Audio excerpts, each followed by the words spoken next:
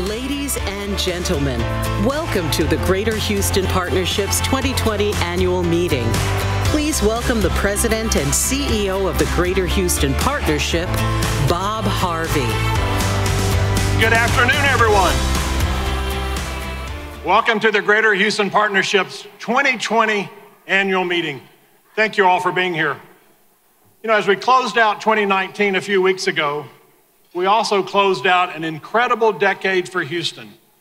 And as we look ahead to the 2020s, I don't see the pace of change slowing. If anything, I see it accelerating. The work we do together over the next several years will define our Houston region's long-term standing in the global economy. And how we do this work and how inclusive we make this opportunity for all Houstonians will say a lot about Houston and what sets us apart from other cities. Throughout our meeting today, we'll discuss these opportunities and how you can join in our work at the partnership to continue to advance Houston into the next decade. But to keep things moving, I'd now like to make a few introductions. I'd first like to acknowledge Congresswoman Lizzie Fletcher, who's here with us today. She was recently named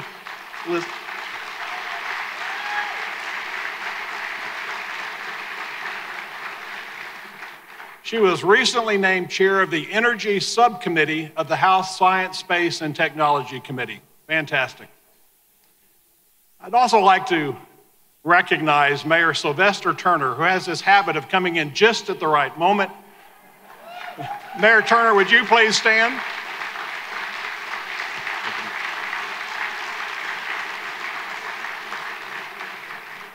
And in all sincerity, Mayor, thank you for your leadership of our great city, and we do look forward to continuing our work together. Now, would all other elected officials who are present please stand so we can recognize you as a group? All elected officials, would you please stand? Thank you.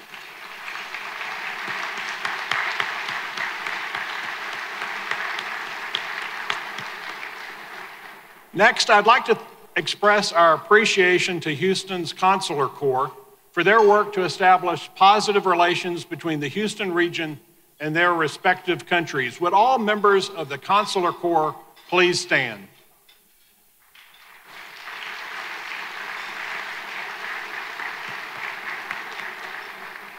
I'd also like to take a moment to thank those who held key leadership positions at the partnership in 2019.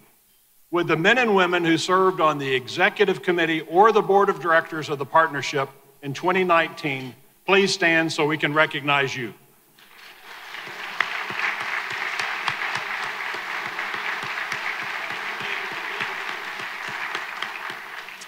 And finally, we want to honor our executive partners, signature sponsors, and all those who made today's event possible.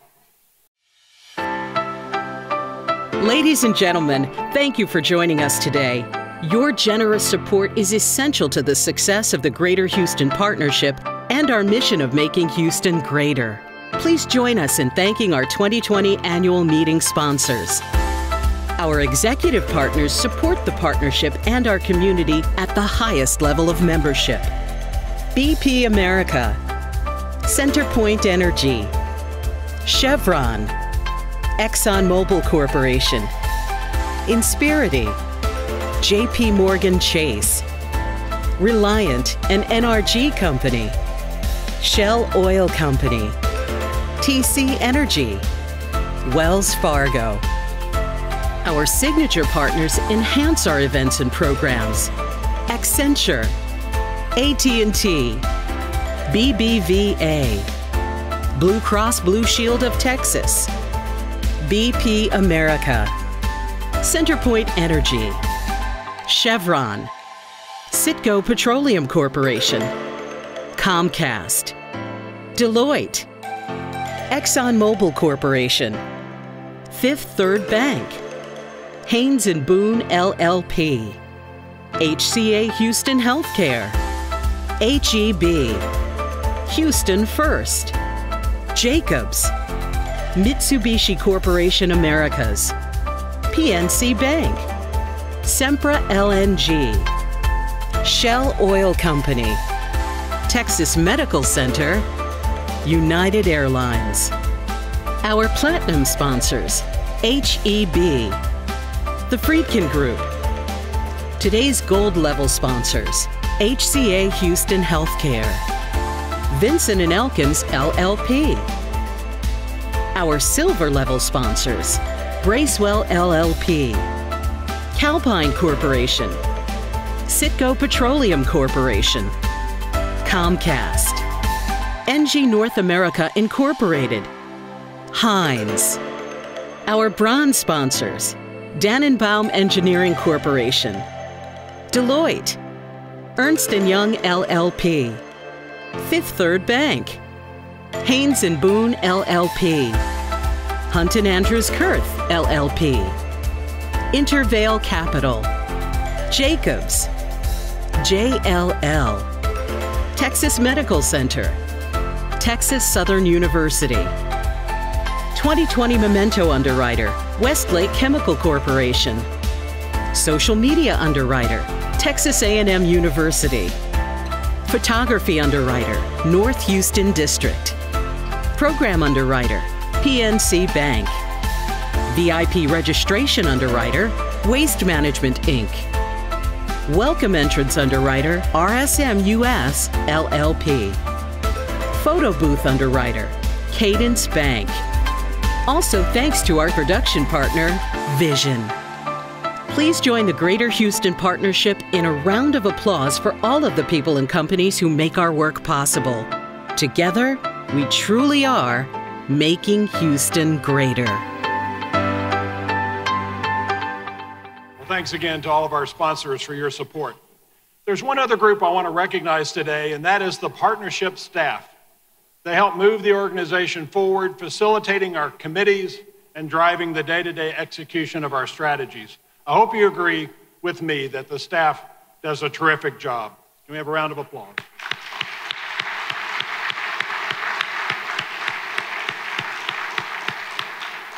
Now, I do want to acknowledge by name one member of our staff, who many of you know, and that is Susan Asamikis. Susan has led our membership team for more than 20 years, and right before the holidays announced that she would be leaving the partnership in June, or as she says, transitioning.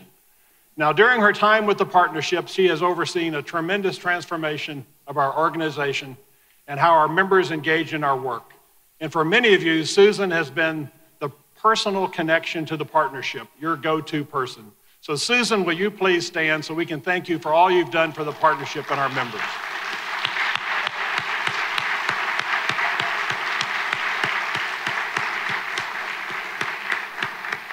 Thank you, Susan. It's now my honor to welcome to the stage the 2020 chair of the Greater Houston Partnership, Bobby Tudor.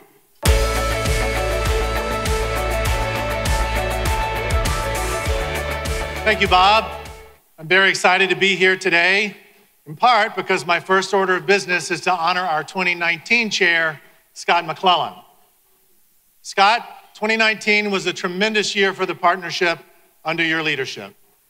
The partnership was able to lead on several fronts, including public education, flood resiliency, and building Houston as an innovative city. Your passion for all these issues, particularly public education, has positioned the partnership to be a leading voice on some of the most important, but also the most challenging issues facing Houston. You have taken so much time out of a busy schedule and given it back to the partnership and to Houston. So we would like to acknowledge your dedication to the Greater Houston region by presenting you with the partnership's highest honor, the Bob Onstead Leadership Award. As you know well, Bob was also a grocer, the founder of Randall's Food Market. He was also one of the 3 founding chairs of the partnership and was greatly admired for his many contributions to our community. Scott, thank you for all that you've done.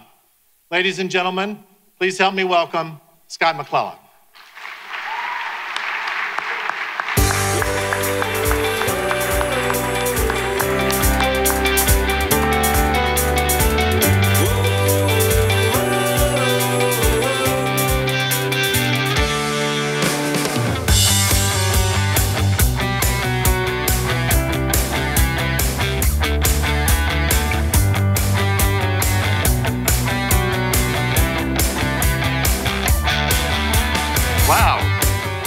Well, thank you, Bobby. And Bob Harvey, I don't care what you say, these folks clean up pretty nice. They look pretty good here today. You know, it's been such an honor to serve as the 2019 chair, and I'm proud and frankly a little bit relieved to pass the gavel on to you, Bobby. Now, before I jump into sharing my thoughts on last year, I do want to offer a few words about Bobby Tudor. Many of you, if not all of you, know Bobby either in person or by reputation. He's well respected across the business community and within philanthropic circles, as he and his wife Phoebe are really active in the community. Bobby serves as the chairman of Tudor Pickering Holton Company, and he's a leading authority on the energy industry. Prior to launching Tudor Pickering, he was a partner with Goldman Sachs, where he was the leader of their worldwide energy practice. He's currently the chair of the Rice University Board of Trustees, a role that he's going to continue to hold until May of this year, so he's going to be really busy until then. One thing you might not know about Bobby is that he was a standout basketball star and team captain at Rice during his days there as an undergrad. And since that time, he's been very generous with his time and resources to support education, both at Rice, also across the entire community. Bobby's a great Houstonian, well-respected, and I'm looking forward to his presentation today and the work that he's going to lead over the coming year. So, as I think back over the course of 2019, I go back to where we started. It was just 1 year ago here today that we had a discussion about the importance of education as the driver of opportunity for all Houstonians. And we looked at the sobering statistics of where our region's public education and school system stood, and how we weren't delivering on the promise to our kids. In Houston today, only 1 of 3 students qualifies as being college or career ready, yet 60% of our jobs in 2030 are going to require some sort of secondary education degree or credential. So it's time to make a change, and I'm pleased to say that at the state level, we made some real progress in the last legislative session, making changes to a school finance system that had not been updated since 1993. Public school finance reform was one of our top 2 priority agenda items in the 86th legislative session, the other one being flood mitigation funding. Now in Austin, we leveraged 5 finance reform principles that we believed were critical to any school finance reform legislation. First, prioritizing funding for economically disadvantaged and English language learner students, because it's important to get funds to the students who need and frankly deserve it the most. Second, funding early education, because we know starting education early pays big dividends throughout a child's life. Third, increasing pay for the best teachers and then incentivizing the best teachers to teach in the lowest performing schools. Equitably reducing the burden of recapture, so districts weren't sending our tax dollars back to Austin. And finally, increasing the state share of education funding. I'm pleased to say that the partnership's principles were included in House Bill 3, signed by Governor Abbott, and this led to $5 billion in new state funding going into the state's public education system. And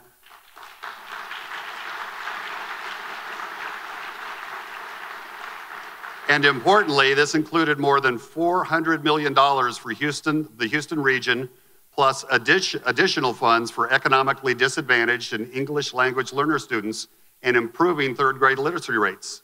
This was a tremendous step forward for our state and for our region, but we all know we have a lot left to do. Now, shifting here locally, the partnership has been involved in the discussions around HISD. On the positive side, HISD received an overall rating of B by the TEA, which is pretty amazing for a district where 75% of the students are on free and reduced lunches. We have so many wonderful things that are happening in the district, but just a couple of weeks ago, Yates High School was accepted into the International Baccalaureate World School Program. Across the district, there's so many terrific teachers. Yeah, let's hear it for Yates.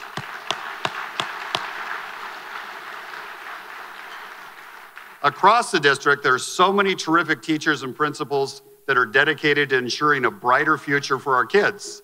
But that said, there are still some schools that are perennially failing, and we've had a board that can most politely be described as being dysfunctional. And so, as you know, the Texas Education Agency and Commissioner Mike Morath have begun the process of installing a board of managers into the district. Now, many people are referring to this as a TEA takeover, but in reality, it's a reset.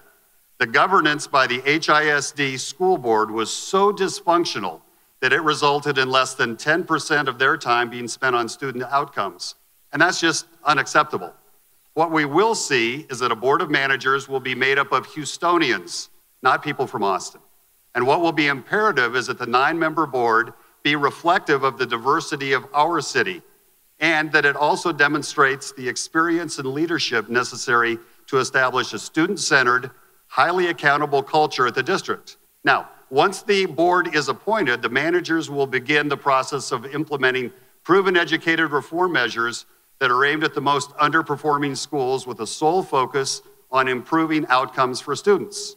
Some of the reforms that we think are super important include robust campus-specific wraparound services, because we know for many of the students that what's important is not just what goes on in the school, but helping them with what goes on beyond the borders of the school. Holistic professional development and mentoring programs for teachers. Community and parent engagement, because getting the community and parents involved in the school can turbocharge results.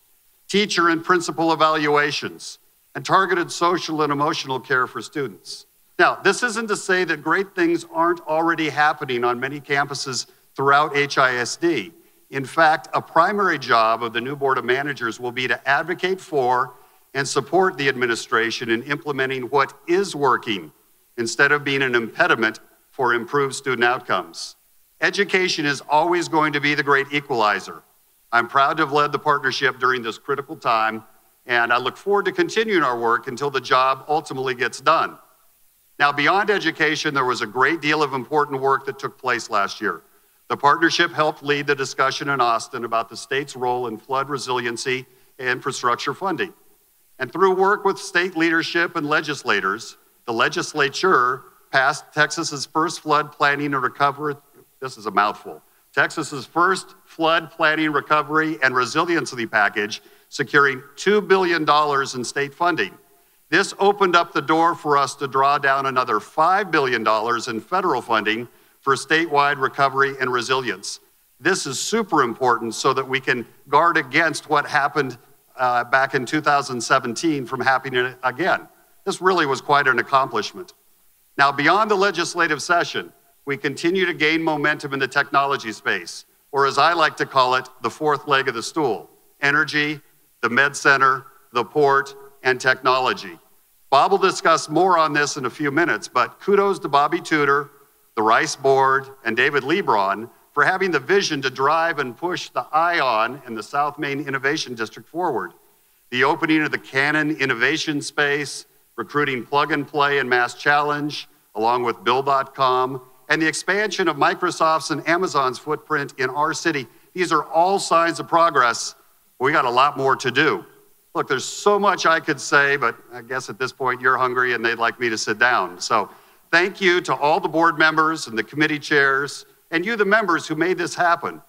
But a special thanks to Bob and his entire staff to the partnership for your support this year. You really did make this easy for me. And finally, thanks to all of you for the opportunity to serve. If there's one big thing that I learned over the last year, is the key to making our city better for everyone is having a lot of Houstonians involved in the process. There's power in numbers. It's a force multiplier. We made good progress in 2019, but let's not kid ourselves. The job is never done, and there's more to do. And I plan on working alongside the partnership and each of you for many years to come. Thank you so much. Best of luck. Okay, thank you, Scott. Before we break for lunch, we have a few quick items of official business to conduct.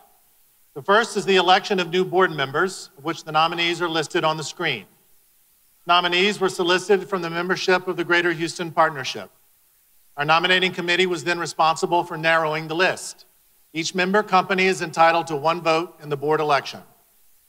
So not the whole table can vote. A proxy form with the list of the 2020 nominees was sent to each partnership member company, and proxies were submitted by those who could not join us this afternoon. Before we take the formal vote, I should ask if there are any nominations from the floor.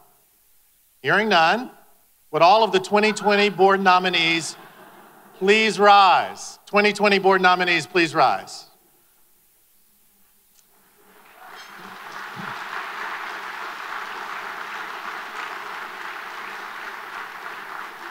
All those in favor of the nominees as listed, please say aye.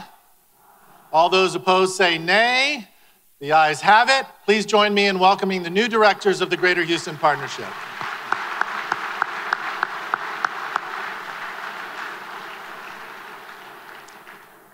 Our next order of business is to elect the partnership vice chair and secretary for this year. According to our bylaws, the vice chair will become the chair in 2021. I'm pleased to announce that Amy Cronus, the managing partner of Deloitte's Houston office, has been nominated to serve in this role. Amy has been a partner at Deloitte since 2002 and led the firm's Central Texas office for several years. She relocated to Houston in 2012 to serve as the lead relationship partner for a large integrated energy firm and became Houston managing partner in 2018. Amy joined the partnership's board in 2018 and served as chair of our Sustainability Advisory Committee, where she led that group's efforts around building Houston as a smart city. I'm delighted Amy has agreed to serve, and I look forward to working with her this year and supporting her in her role as chair in 2021. All those in favor of Amy's nomination, please say aye. All those opposed say nay. The ayes have it. Amy, please stand so we can congratulate you.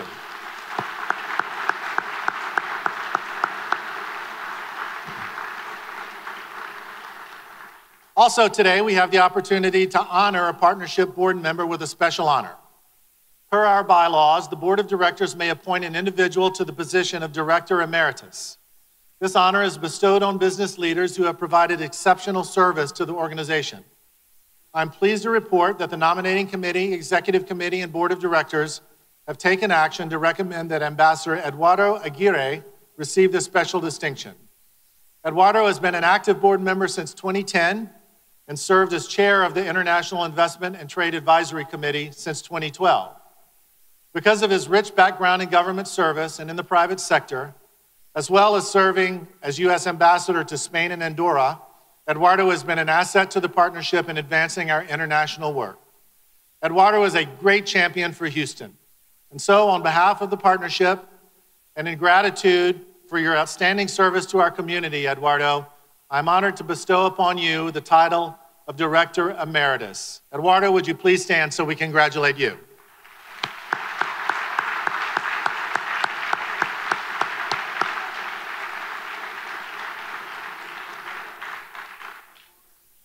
And now I'm pleased to announce a new award we have created to honor a great Houston business person, civic leader, and philanthropist who passed away in late 2018, Bob McNair. With the blessing of his wife, Janice McNair, the partnership today is announcing the Robert C. McNair Civic Leadership Award. The award is reserved for outstanding business leaders who've made an outsized impact on our community through civic and philanthropic leadership. And those words are so descriptive of Bob McNair. Throughout his life, he was known for his tenacious drive, generosity, and entrepreneurial spirit. Most know him for bringing the NFL back to Houston when the Houston Texans took the field in 2002. Prior to the Texans, after founding and selling several endeavors, Bob started Cogen Technologies, a company that over the span of 2 decades would become the largest privately owned cogeneration company in the world. Bob sold Cogen Technologies in 1999. For 30 years, the Robert and Janice McNair Foundation has given generously to a wide array of scientific, literary, educational, human service, and faith-based organizations. He was a board member of numerous institutions, including Rice University, Baylor College of Medicine, the Texas Heart Institute, Houston Grand Opera, the Museum of Fine Arts Houston, and the Greater Houston Partnership, among many others. Simply put, Bob McNair was an incredible Houstonian. And it is because of this, I am very pleased to announce the inaugural recipient of the award is its namesake, Bob McNair. Jamie Roots, president of the Houston Texans and former chair of the partnership board, is here today to accept the award on behalf of the McNair family. Jamie, would you please come forward to accept this award?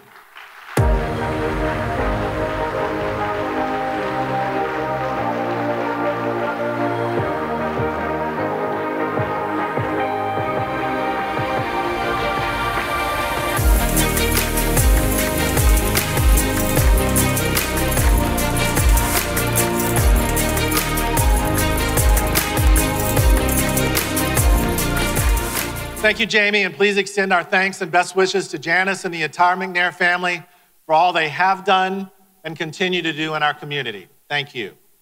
And now we will take a break for lunch. We'll resume our program in about 25 minutes. Thank you. Ladies and gentlemen, please welcome back to the stage the President and CEO of the Greater Houston Partnership, Bob Harvey. All right. Now, I want to start out again by thanking Scott McClellan for his service as chair. Scott, your leadership and passion for issues, particularly education, have helped drive our work forward this year. It really has been a pleasure working with you. And Soraya, we now give Scott back to you and HEB, so balance that. Now, as Scott recounted earlier, 2019 was quite a year. And looking a bit further back, I'd say the 2010s were quite a decade. So consider these facts. Over the last decade, we added more than 1.1 million residents who now call Houston home. That's an increase of more than 18%. We were declared by several publications, including the New York Times and the LA Times, to be America's most diverse city. We added $64 billion to our regional GDP, an increase of 17% in real terms. And we grew our foreign trade by almost $24 billion, making Houston the most trade-focused metro economy in the country. And all of this meant new jobs for Houstonians. Greater Houston added 615,000 jobs over the decade. Simply incredible. But in the 2010s, we also experienced some major challenges. Remember the big layoffs that occurred when the space shuttle program ended back in 2011? Fortunately, most of those workers were quickly absorbed in the energy industry. And I know you remember at least 4 major floods, including Hurricane Harvey, the largest rainfall event in American history. And most of you remember oil at $114 a barrel, turning into oil at $26 a barrel, and the rig count dropping by 80%. So it wasn't all a bed of roses. But even with these issues, I'd say the 2010s were a great decade, and the overall change in Houston, nothing short of remarkable. I say all this to set up the notion that while the past decade was transformational for Houston, the next decade, with issues like global warming and the shift to a global economy, may prove to be even more critical to Houston's long-term success. So how are we going to approach this? At last year's annual meeting, we rolled out our Houston Next strategy. Simply put, the purpose of Houston Next is to continue to advance Houston's position as a great global city, to compete successfully with the top 40 or 50 metros around the world. With the help of many of you in this room, we looked hard at what it will take to compete and grow and prosper in the coming decades. And after a great deal of analysis, we distilled the essence of success to 3 broad dimensions. A great global city must have a strong, diverse 21st century economy. It must offer and be known for a great quality of life, one that can attract and retain talent, a place where people choose to live. And it must provide opportunity for all, both for those born here and for those who choose to make Houston their home, a place where everyone has a stake in the outcome and a shot at success.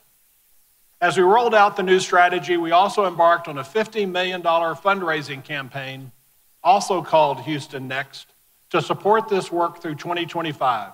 I'm pleased to report that we are halfway to our $50 million goal, with $25 million in commitments to date from some of Houston's leading institutions.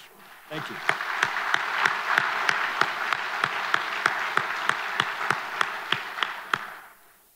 But we didn't wait for the capital campaign to be completed to begin working towards our Houston Next objectives. And as Scott mentioned, we're off to a great start. So we enter the 2020s with a lot of momentum, but it still feels to me like we're at an inflection point. Do we continue to grow, or do we plateau, or even worse, do we fall back from our recent peaks? Today, I want to focus on a handful of items that I think are most critical in the next few years and are a focus of the partnership. So let me start in the area of building a diverse 21st century economy. And for me, that means bolstering our innovation and digital tech ecosystem. Now, let's be frank. For a number of years, it was all about shale in Houston. It completely transformed our economy. Yet while we were driving the shale revolution, what was happening in cities like Nashville, Salt Lake City, and Austin, not to mention San Francisco, New York, and DC? They were making the transition to a digital economy. That's what set us up for the disappointing call from Amazon. We were the largest US city to not make their list of finalists.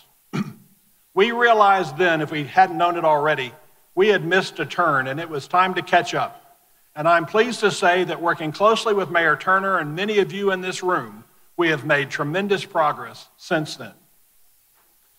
As Scott mentioned, this summer we celebrated the groundbreaking of the ION, the 270,000 square foot innovation space in the heart of Midtown that anchors Rice University's 16-acre South Main Innovation District. And it's not just happening in the center of our city. The Cannon is growing rapidly on the west side, and they are working on the surrounding Founders District to add a live, work, play dimension. City Center and Westchase have also attracted tech companies and startups to the west side. And in the East End, we have the city and TXRX Labs creating a 250,000 square foot maker space to attract artists, coders, and manufacturers to support innovation. And the Texas Medical Center and their 4 academic partners are moving forward with their plans for the 37-acre TMC3 Translational Research Campus. We've also begun to make inroads into the Silicon Valley tech scene. Last year, Bill.com, a $3 billion market cap business payment platform, opened their first office outside of Silicon Valley, right here in Houston. We've also seen significant expansions by Microsoft and AWS, and we've had great conversations with the other cloud-based tech companies. We have an amazing champion for the tech scene in Houston Exponential, and I'm pleased to see the HX Venture Fund already bringing VCs to Houston. We've also been attracting leading accelerators from across the country, such as Plug and Play, Mass Challenge, Generator, Greentown Labs, and Capital Factory. People see what's happening in Houston, and they now want to be part of it. So just a couple of weeks ago, a Houston startup, High Radius, became Houston's first homegrown unicorn. That denotes a startup with at least a $1 billion valuation. So we have a lot of momentum as an innovation ecosystem, but let's not kid ourselves. We still have a long way to go to catch up. We need every company, every college and university, and every one of us to stay focused on incorporating digital technology and innovation into our work and into our thinking. Now, the next issue is critical, but I won't spend much time on it because it will be the focus of Bobby's talk in just a few minutes, and that is Houston's position as the energy capital of the world. Just like in digital tech, the world is changing around us. Climate change is real. The impact on global populations and the global economy is now undeniable. Governments, investors, companies, talent are all reacting. For Houston, climate change and the energy transition present both a threat and an opportunity. We can either catch the wave and lead or be left behind, and I'd like to see us lead. I'm looking forward to Bobby's remarks. Shifting to quality of life, we have much more work to do around flood mitigation and transportation infrastructure, 2 of our major priorities. We've always had the ability in Houston to identify our infrastructure needs, develop solutions and ways to finance them, and move the projects forward to completion. Yes, it's true that the need for infrastructure never goes away. You expand a freeway, and a decade later, it fills up again. That is simply the reality for an ever-growing city like Houston. But I fear we're not keeping up. Our streets and highways need focused attention, and we need to regain the ability to balance competing interests and to find solutions that work for everyone. With respect to the port, the issue of widening and deepening the ship channel is now critical and will be a focus of our efforts in Washington this year. and it has simply taken too long to move our flood mitigation projects forward. Our neighborhoods are still flooding, and our petrochemical industry is still exposed to a cataclysmic storm surge. And I know these issues are not simply local issues. They are tied to state and federal dollars and state and federal procedures, but we need to apply the local pressure to move these efforts forward. Infrastructure needs are real. Choke off infrastructure growth, and you drive up costs, you drive down the quality of life, and you risk shutting off the opportunity spigot. And finally, let me touch on our third broad priority, opportunity for all. As you know, we are leading the fight to make student success the overriding priority for all of our public schools. We are deeply involved in efforts to reform HISD governance. I was struck by an op-ed over the weekend in which the author voiced opposition to the TEA appointment of a board of managers, pointing out the need for local school boards to be stepping stones for aspiring politicians and to channel jobs to the local economy. Shucks. And we thought it was about providing quality education to every child in every neighborhood.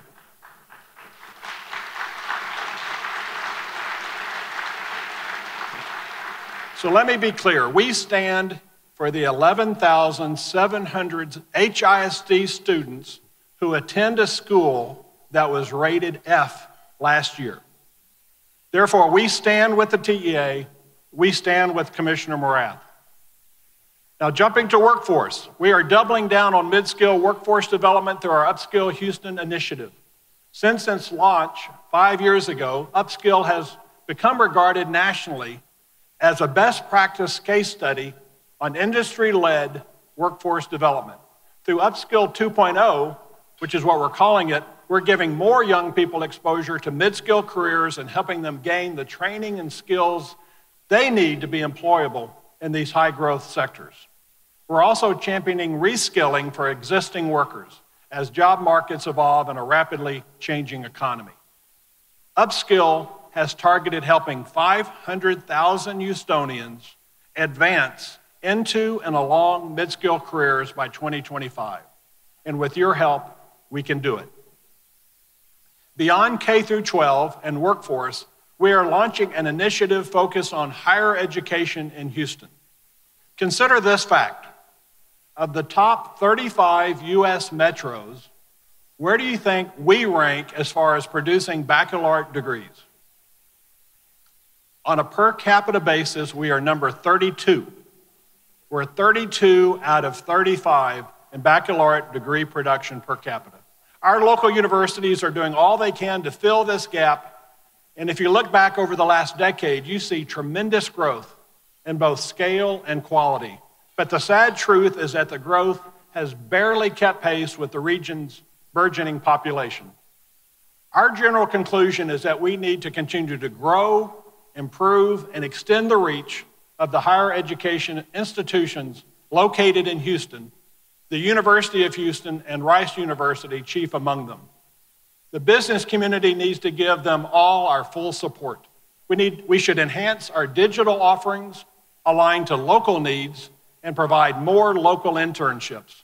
And we should leverage our outstanding community college systems.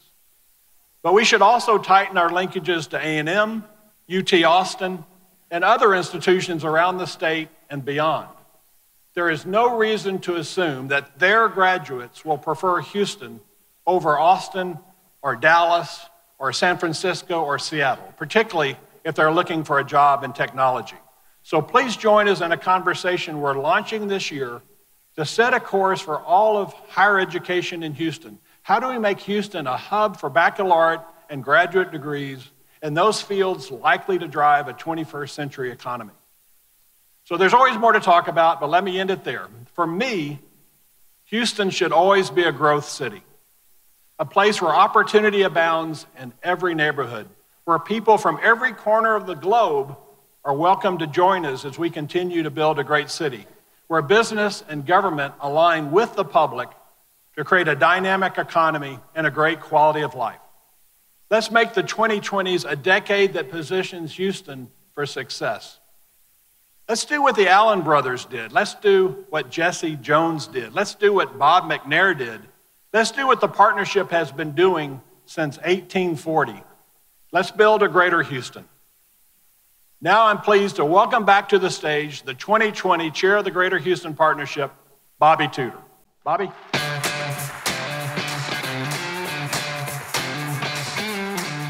Wow, that's some music. Thank you, Bob, and thank you again, Scott. And again, good afternoon to everyone. Thanks for being here. It is a great honor and privilege to step into this role as chair. I'm very much looking forward to our work together. As Bob alluded to a moment ago, I want to talk about the concept of an energy transition and what that may mean to business in Houston. The economic vitality and growth of our region's economy is inextricably tied to the energy industry. Around the globe, Houston is known and revered for being the world capital of this mission-critical industry. Detroit and automobiles, Silicon Valley and high technology, New York City and finance, Los Angeles and entertainment, Houston and energy. It's big, it's complicated, it sits at the intersection of science, technology, economics, and geopolitics. It touches every single nook and cranny of the global economy in ways that most people take completely for granted. And notwithstanding what we hear from some corners of media and politics, it has been a force for good in the world. The demonization of the energy business is hypocritical and just plain wrong. It's not helpful to finding a path to a cleaner future. The energy business is also changing. And as in most other areas of the global economy, that change is coming at a rapid pace. As business leaders and members of the Greater Houston Partnership, it's our job to look around corners and anticipate both cyclical and secular change. And with that anticipation, to position our local economy to thrive and grow, creating opportunity for all Houstonians. So what will that change look like? What is the so-called energy transition? How does this relate to combating climate change? And what should we do about it? In getting at some answers to those questions, I'd like to focus on 4 key thoughts. Number 1, the energy industry has been very, very good to Houston. Number 2, oil and gas production and consumption are not disappearing anytime soon. But, number 3, the traditional oil and gas business is not likely to be the same engine for growth in Houston for the next 25 years that it's been in the past 25 years. And number 4, as Houston business leaders, we have both an opportunity and a responsibility to lead the transition to a cleaner, more efficient, and more sustainable, lower carbon world. Let's start with the first thought. While much has been said lately regarding the diversification of Houston's economy, we all know that the central driver to the emergence and establishment of Houston as a leading global commercial and cultural center is the energy sector.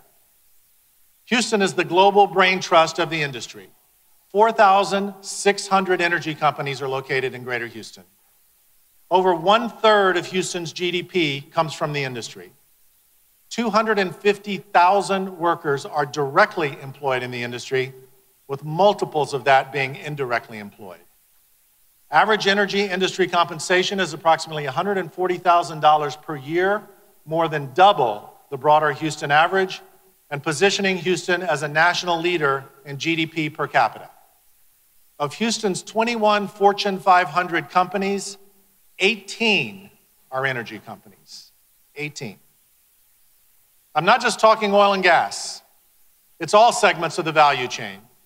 Consider that more than half of the world's 100 largest chemical companies have operations in Greater Houston. And not only is Houston the brain trust, it's also the arterial system of the global energy industry. Houston companies control 54% of U.S. natural gas pipeline capacity and 32% of U.S. oil pipeline capacity. The Houston Ship Channel Industrial Complex is the largest of its type in the world. If anything, these data points probably understate the importance of the energy industry to our economy and our life here in Houston. If you own a restaurant or a law firm or a clothing retailer or a travel agency, the health and vitality of the energy industry matters to your business and to your community, and in all probability, it matters more than you know. It's a key driver of everything, including the philanthropy that has given us first-class cultural institutions, universities, parks, and healthcare. Of the 20 largest United Way campaigns, 11 are energy companies. The wealth generated by the industry has been widely impactful in our city. The industry has been very, very good to Houston, and we all owe a debt of gratitude to the risk takers, entrepreneurs, leaders, scientists, workers, and capital providers who have made it all happen. It's a stunning accomplishment.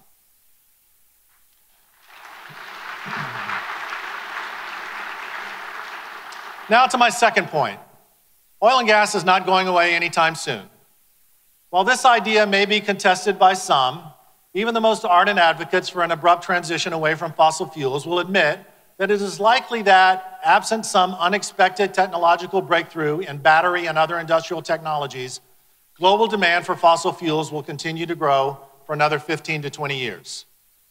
The slide here from McKinsey shows that growth to a peak in the middle of the next decade, leveling out, and then a slow decline. Importantly, I should point out, we likely will be consuming as much oil globally in 2050 as we are today.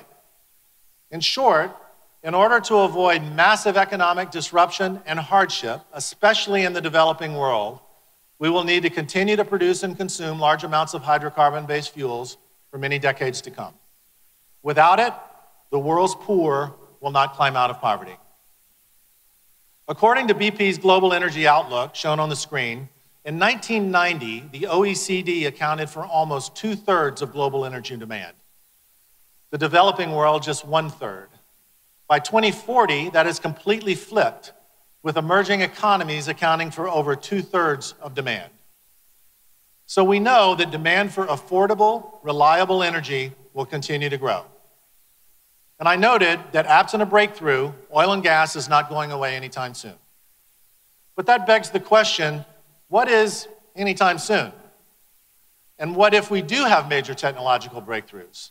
In the overall scheme of things, 15 to 20 years is not a very long time, and technology is advancing rapidly. How do we know that major disruption isn't coming sooner? And oh, by the way, what about climate change?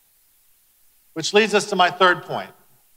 The traditional oil and gas business, as we know it today, is not likely to be the same engine for Houston's growth over the next 25 years that it's been in the past 25 years. As a reminder, these past 25 years saw a revolution in the industry, the shale revolution. You can see the effects of that on this chart that shows U.S. oil and gas production since 1970.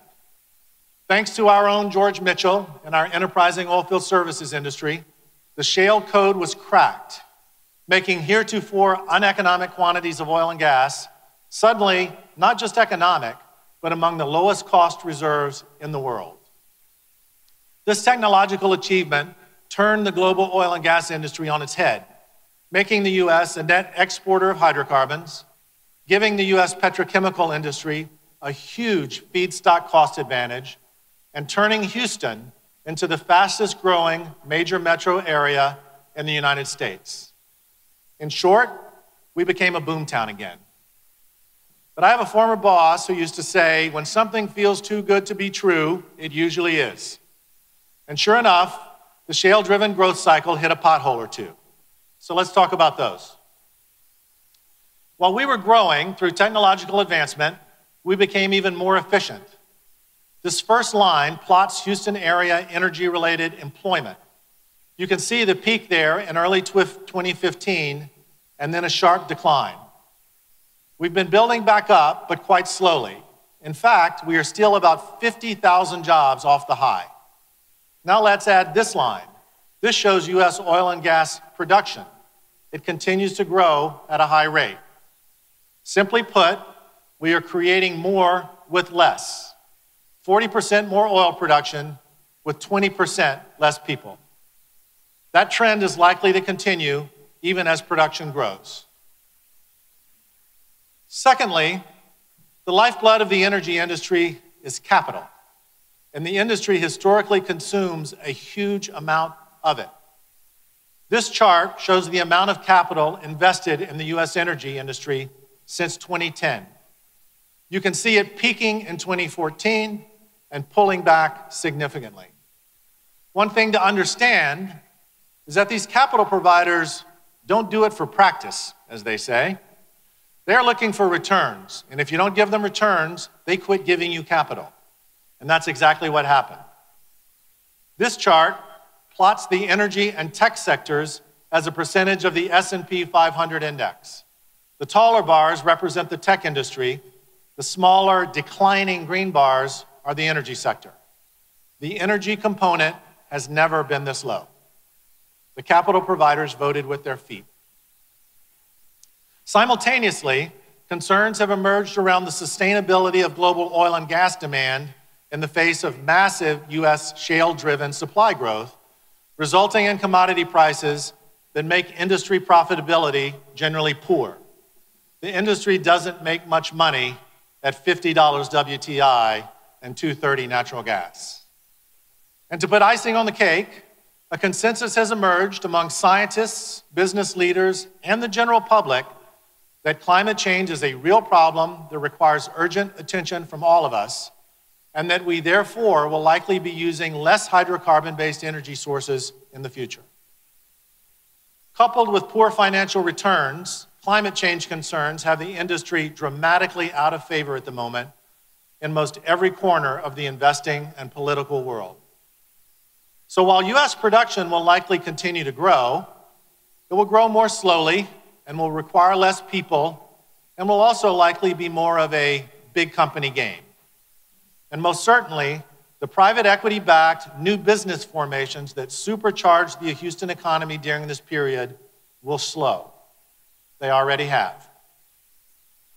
At the same time, while I am certainly not a climate scientist, the evidence seems compelling to me that high levels of CO2 emissions are impacting our climate, and it's a problem that must be addressed.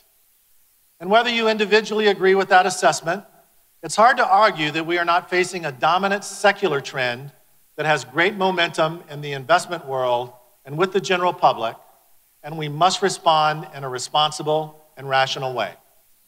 At its most basic level, I think we can all agree that having less CO2 emissions in the atmosphere would be a good thing. And as Houston's business leaders, we need to be committed to working to make that happen. The trick, of course, is how to do that and at the same time meet the world's energy needs. And that is the dual challenge, meeting global energy demand while lowering the world's carbon footprint. How do we in Houston plan for a longer-term future in which oil and gas demand eventually ceases to grow and becomes a smaller component of total global energy consumption? It's worth pausing here to remind us that the energy industry is not our only strength in Houston. Our continuing efforts to diversify our economy and to attract and build non-energy business in Houston is of critical importance. Thanks to many of you in this room, we're having notable successes in this area, with more on the horizon. But back to energy and my fourth point. As Houston business leaders, we have a responsibility to lead the transition to a cleaner, more efficient, and more sustainable, lower carbon world. So what can we do? For starters, we can publicly commit to lowering the carbon emissions in our own businesses. We are off to a good start in that regard, but there is much more to do. Importantly, this is something all Houston businesses can do, whether you're an energy company or not. Ironically, relatively small amounts of total greenhouse gas emissions come from the operations of the core oil and gas industry. The bulk come from the businesses and individuals, including every one of us, who are consuming the hydrocarbons. But within the energy world, committing to lowering methane emissions and drastically reducing the flaring of natural gas seems critically important and entirely doable, and it is an area where we can and must take the lead. Second, we can put our scientific, academic, and commercial brains to work to innovate and develop new technologies and new companies that address these problems. There are great examples of that underway in Houston, including the U of H Energy Program and Rice's Carbon Hub. Rice and U of H also have the #1 ranked programs nationally in entrepreneurship in both graduate and undergraduate education. And the new Midtown Innovation District, anchored by the ION, will include a focus on energy industry solutions. We have 21 major corporate energy R&D centers located in Houston. Plus, we are home to a range of startups focused on a broad set of technologies, including blockchain, data analytics, and artificial intelligence. In fact, a quarter of Houston's VC-backed startups are focused on new energy technologies.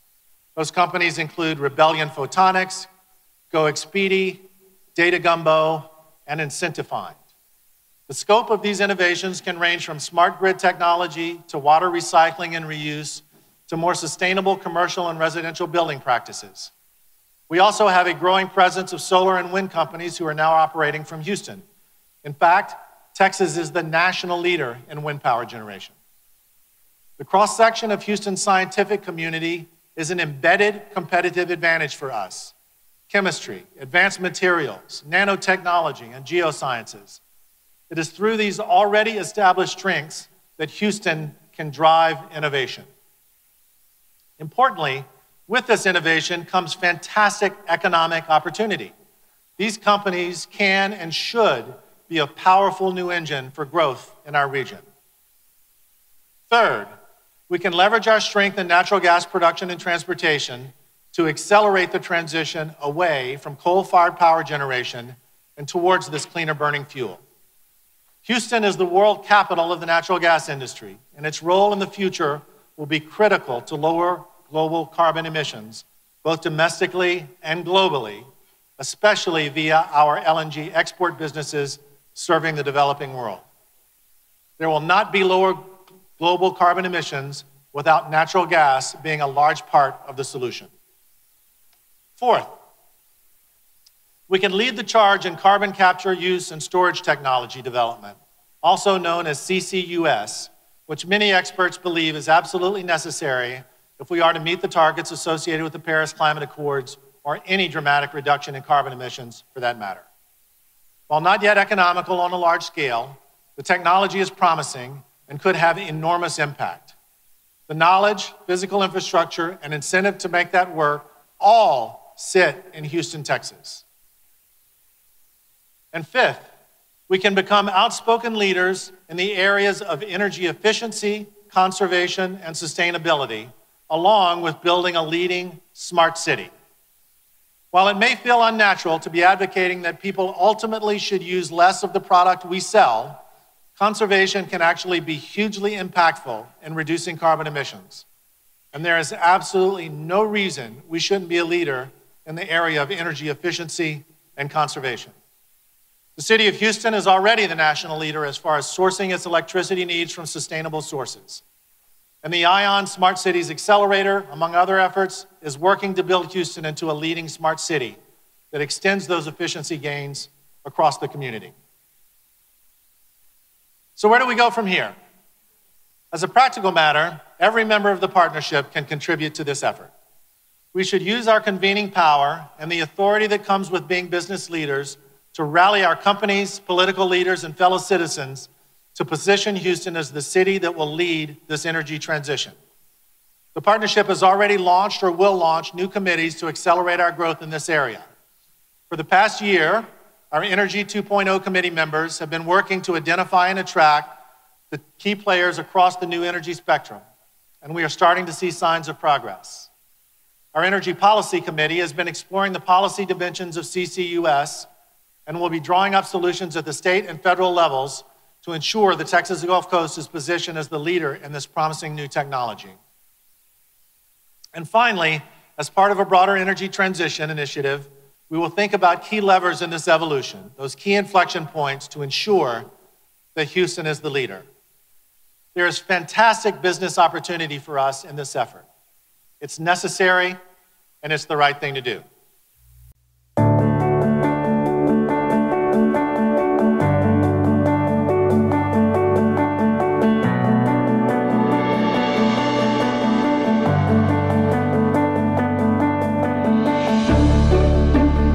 Houston, Texas. A city built on innovation, opportunity, leadership. A city known globally as the energy capital of the world. We create the energy that makes modern living possible. But the world is changing, and humankind faces a dual challenge. Economic opportunity and quality of life are improving around the globe. To support that growth, we will need more energy, now and for decades to come. At the same time, we must reduce carbon emissions and respond to the effects of climate change. Houston is committed to tackling this dual challenge head-on. It is both a responsibility and a great opportunity. We're ready to create energy that's cleaner, more affordable, and even more reliable. Oil and gas companies are driving efficiency improvements. Leading wind, solar, and biofuels companies already operate from Houston. But we need to scale up technologies that run smarter and more efficiently with a reduced carbon footprint. And we must drive innovations like carbon capture and storage technology.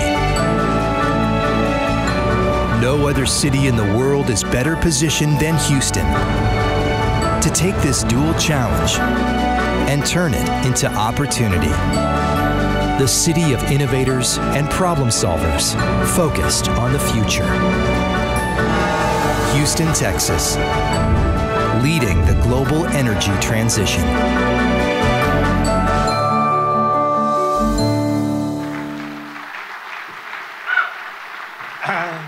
So Houston is about making things happen, and we can lead this energy transition. We should be driving the discussion with a seat at the table where key policy actions are being debated. And it is not enough for us to simply educate the world on how dependent we currently are on hydrocarbon energy and how difficult it will be to change the energy mix. While these things are both true, we can still be the voice of optimism, even as we acknowledge the significance of the dual challenge. Houston must lead the world to an era of low-cost, reliable, and climate-friendly energy. Nowhere else in the world is there such a concentration of scientists, engineers, and economists who understand energy systems and can affect the necessary change. So let's be the driver, not the passenger. We will get there more quickly, we will make a huge contribution to the future of humanity, and we will ensure that Houston continues to be one of the best places in the world to live, work, and build a business. Thank you very much. Have a great afternoon.